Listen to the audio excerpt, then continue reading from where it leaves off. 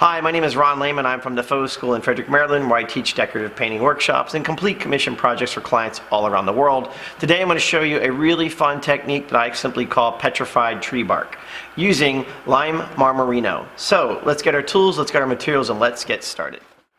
First thing I've done to get ready for today's technique is base coat the surface with the quartz-based primer. Quartz primer is interior, exterior, tints with pigment, never paint, and is proprietary to lime-based plasters. And it has tooth, meaning it's almost like a fine piece of sandpaper, so it grips the plaster and doesn't let it slide across the surface. The Marmorino plaster we're going to use today is a fine Marmorino. There's all types of different Marmorinos. There'll be a link to the actual product that I'm using in the comments section below. That way you don't have to worry about or do the guessing of which Marmorino is this, which Marmorino is that, because Marmorino has now become a term it's all over the place. There's fine, there's coarse, mediums, whatever.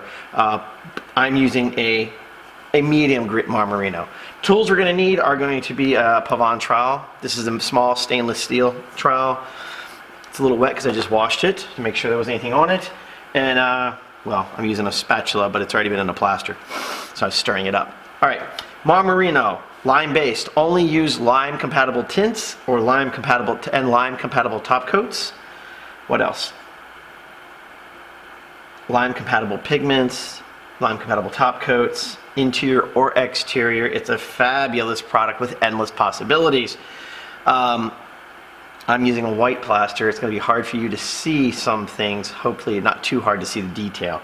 So let's get this plaster and get going. So first thing we're going to do is put a base coat on, 100% coverage. Or a bed coat, I should say. And it's going to go on, well, even, 100% coverage.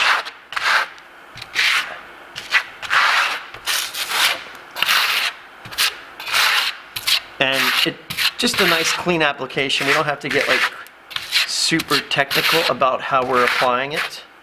We just don't want a whole lot of trowel lines or marks in this. And it's going to go on the thickness of the plaster. So when I do it, the trowel is almost flat to the surface and it slides off. I raise it up just a little bit to gather up any trowel marks and excess material. So put it on just like so. And now this is going to dry. Now if this had a color to it, it'll dry about 40% lighter.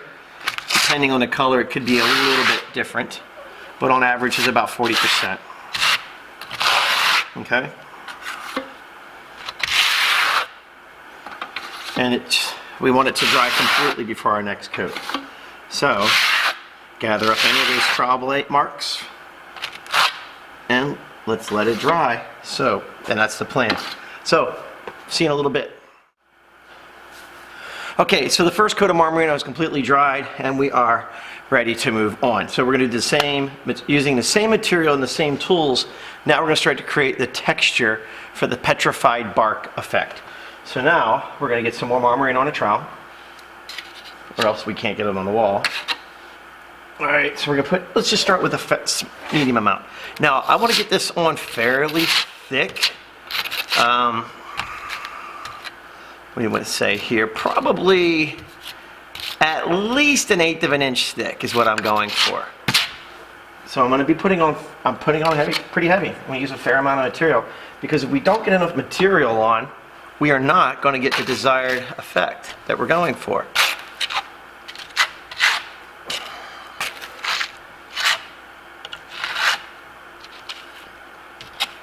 And 100% coverage is what we need for this.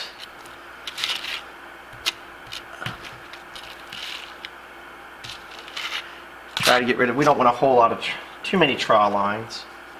It's not going to hurt anything, but don't want them. And I am putting this on rather unconventionally, meaning I'm not too focused on technique. And I am going side to side, and that's how we start to create the desired effect.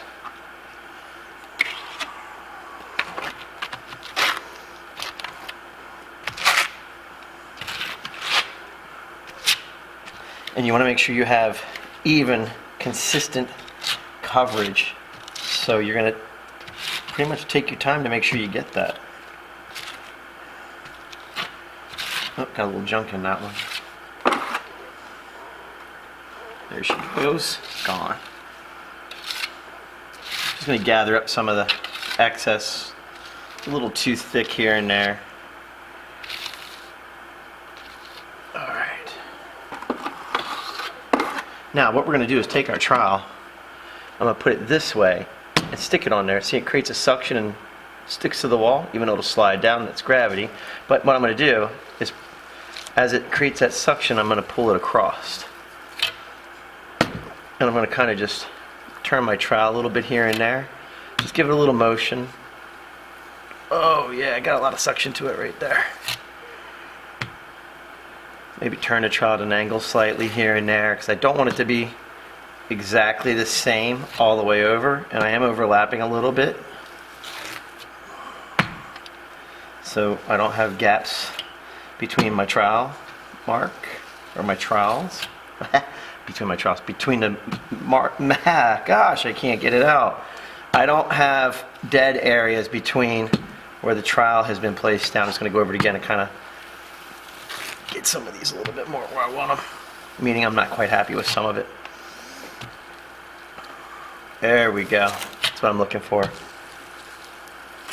Now we're going to let this set up for probably about 20 to 30 minutes, when it's going to be at about 80% dry, or that humid, not humid, because what I want to do, and I'll show you, is I'm going to come back and just knock down the highs. So let this set up. We're going to come back and I'll show you how to do that in a minute. Alright, so the plaster is at that stage where we can come and knock it down. So we're going to take a plastic trowel and do that, because we don't want to take any chances of the steel trowel leaving carbon deposits. So it's going to take a light pressure. And there you go. Now, check your trowel. Make sure you're not getting anything on it, because if that's the case, and it's just a light knockdown. We're not trying to burnish it or anything. But back up. If anything pops off, it's too wet. If you're getting resistance, it's too wet. Just going to go over it lightly, and that's it. All right, let me show it to you. It'll be easier once it gets color on it. Can you see the texture? Not really. Let's try. All right, so let's let this dry overnight. We'll come back and put some color on it, okay? See you tomorrow. 3, 2, 1. All right, so our Marmorino has dried overnight, and we are now ready to add some color to it. We're going to use lime glaze. Lime glaze is simply what it sounds like. It's a lime-compatible glaze that tints with lime-compatible pigments, never universal colorants, never paint. All has to be lime compatible, or else there could be an adverse reaction to the pH content of the lime, and other things will just basically flake off, fade. Biggest thing is probably eat the color up. So when you get this, it's very thick. It's almost like a putty, and you dilute it with water, because why pay for water and have you pay to have water shipped to you? So I've diluted this pretty good. I mean, I want to say putty. It's the consistency of mayonnaise. Ugh, hate mayonnaise. All right, so we're just going to brush this on like so. I probably put a little too much water in it, because it's almost like a stain consistency, but it's fine. I don't want it real dark, but I'm going for that tree bark look. This would be really good for day spas, just any room in the house or business where you want that nice, soft, relaxing look. You know, very natural. I can see it at day spas all the time. It just gives you a real earthy feel. And there's something about it when you light it just the correct way. It is super, super relaxing. I'm getting a little bit more. Now, I always put it in, not always, it comes in these big gallon jugs. I'm not going to tint a whole gallon to do what I need to do for these little samples. So I just pour it off, put it in a container in these little cups. And then, of course, you want to, there we go, it's a little better. A little darker. Always measure out your pigment and glaze ratio and water ratio. For that, I use I have a digital gram scale that I use to make sure, and I keep my notes so I know what I've done and how to recreate it.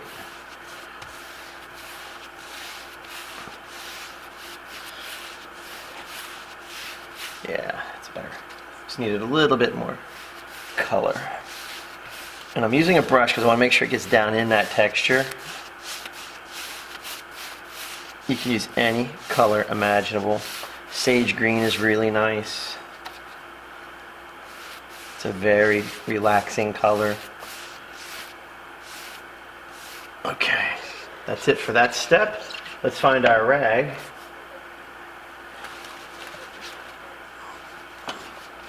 And all we're going to do is simply fold the rag so we have a flat rag. Okay, and we're going to let it pull lightly across the top. We don't want it to go down into the texture. We want to let that glaze rest down in that texture. And that's what's going to give it that tree bark. It's up to you how much to take off.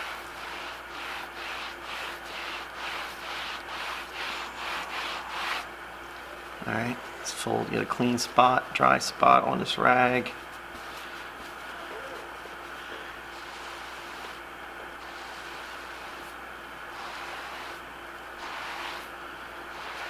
And that's pretty much all we're going to do. The biggest thing is when you do this, you could use a damp sponge if you really wanted to. I prefer rags and a brush.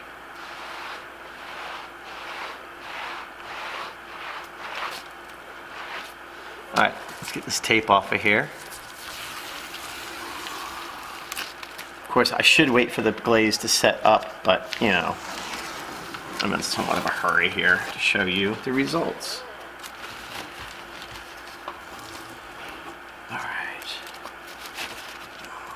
It just looks a million times better when you get that tape out of there too.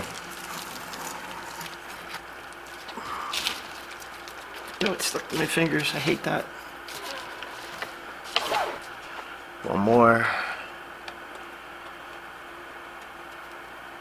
Come on, you. And you can see the Marmorino is hard and brittle when it's dry. It only sticks to the primer. It won't stick to regular primers. It'll stick to the quartz primer. It will not stick to regular primers. It's not going to stick to anything. All right, here we go. Take a peek. Can you see all that? That has texture to it. Let's see. It's a low relief.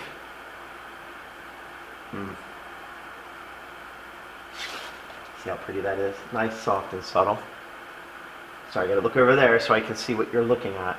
Oh, I have to look at a monitor. There you have it. Pretty simple. That's actually a very simple technique. And it's fun. There you go. Petrified tree bark using Marmorino. Alright? If you have any questions, please leave them down in the comments section. I will do my best to answer them in as quickly as I can. All the links to the products will be down below. Same with the tools. There you have it. Alright, my name is Ron Lehman. I'm from the Faux School in Frederick, Maryland. I want to thank you for watching, and I'll see you next time.